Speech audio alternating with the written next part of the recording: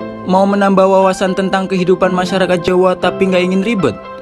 Mau dengan cara yang paling mudah? Bisa banget. Kamu cukup dengerin podcast ini aja. Podcast Kebudayaan Jawa oleh saya sendiri, Iqbal Gilang Ramadan. Di sini kita bakal bahas segala hal terkait kebudayaan Jawa nih, khususnya gimana sih kehidupan masyarakat Jawa itu. Kalau kayak gitu, gampang banget kan buat dapetin wawasan baru tentang kehidupan masyarakat Jawa. Hai, selamat datang di podcast Kebudayaan Jawa. Spesial di episode kali ini, aku mau membahas tentang salah satu yang ada di dalam kehidupan masyarakat Jawa nih. Kira-kira apa ya? Betul sekali. Aku mau membahas apa dan gimana sih mata pencaharian dari masyarakat Jawa itu, khususnya di salah satu daerah tempat tinggalku di Tegal, Jawa Tengah, yaitu Desa Pesarean, Adiwerna, Kabupaten Tegal. Desa Pesarean, kamu pasti bertanya-tanya kan, kenapa kok namanya Pesarean? Nih, langsung aja aku kasih tahu ya. Yes, betul sekali teman-teman. Pesarean adalah suatu desa yang terletak di Adiwerna, Kabupaten Tegal. Nama Pesarean diambil dari kata sare yang artinya tidur dalam bahasa Jawa. Pesarean berarti kuburan atau pemakaman. Di Desa Pesarean sendiri terdapat makam Sunan Amangkurat I. Ada juga makam dari Raden Ajeng Karnina, adik kandung Raden Ajeng Kartini, yang namanya diabadikan sebagai salah satu nama rumah sakit di kota Tegal loh. Adiwerna, kayak nggak asing ya. Kayaknya ada suatu hal yang membuat Adiwerna ini terkenal deh. Kira-kira apa ya? Nah, betul sekali. Adiwerna terkenal dengan salah satu sekolah menengah kejuruan yang ikonik banget nih. Namanya SMK Negeri 1 Adiwerna, atau yang lebih dikenal dengan sebutan SMK ADB. Kenapa sih kok terkenal? SMK Negeri 1 Adiwerna ini sudah secara resmi dinyatakan sebagai salah satu sekolah yang memiliki bangunan terluas se-Asia Tenggara loh. Hebat sekali bukan? Oke, lanjut aja ya teman-teman. Yang pertama banget nih, aku mau membahas apa sih mata pencarian di Desa Pesarean ini. Nah, ternyata mata pencarian yang paling utama di Desa Pesarean ini adalah pengecoran logam loh.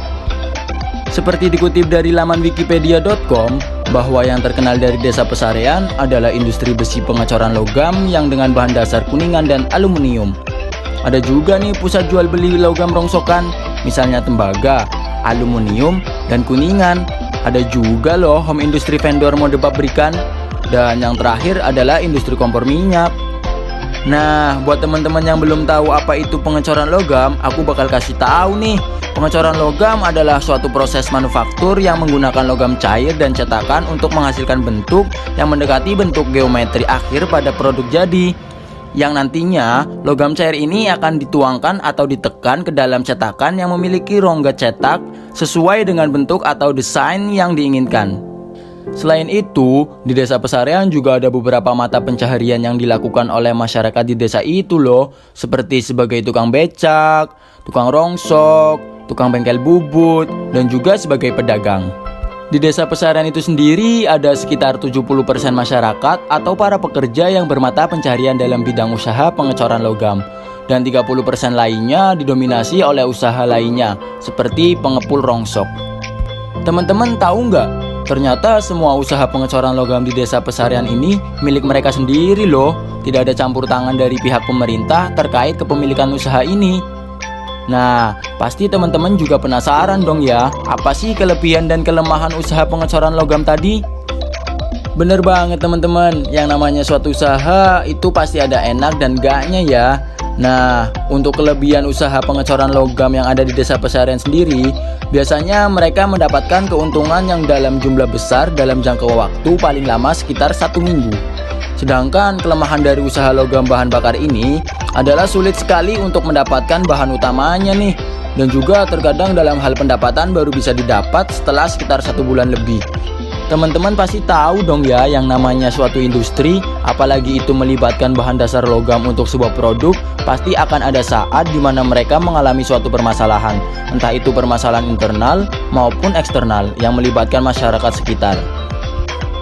Dan ternyata di Desa Pesarian sendiri, khususnya terkait usaha pengecoran logam yang menjadi mata pencarian utamanya itu menjadi suatu permasalahan eksternal, yaitu pencemaran udara yang disebabkan karena adanya asap hitam dari hasil cor-coran logam tersebut dan juga menghasilkan bau yang tidak enak bagi lingkungan sekitar.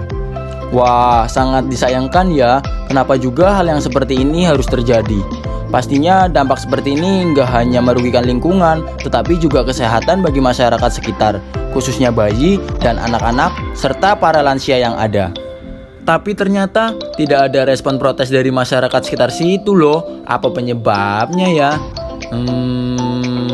Tidak adanya protes lebih lanjut, mungkin karena memang mayoritas usaha yang ada di Desa Pesarian tersebut adalah usaha pengecoran logam, seperti yang tadi sudah dijelaskan, sebanyak 70% prosentasenya. Setelah dampak kurang mengenakan tadi yang aku bahas, kira-kira ada nggak ya peran dari pemerintah dalam menghadapi atau menanggulangi hal yang seperti ini? Tentu saja ada teman-teman. Pemerintah mengupayakan suatu hal untuk menanggulangi permasalahan ini dengan cara memindahkan para pengusaha pengecoran logam tersebut ke daerah pemukiman di sekitar persawahan yang lumayan jauh dari warga sekitar.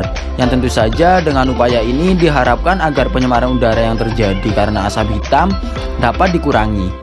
Oke deh, cukup sekian perjalanan perdana kita untuk kali ini. Gimana kehidupan masyarakat Jawa, khususnya mata pencaharian masyarakat Jawa? Menarik bukan? Oke, aku Iqbal Gilang Ramadan pamit undur diri. Terima kasih dan sampai jumpa di episode podcast selanjutnya.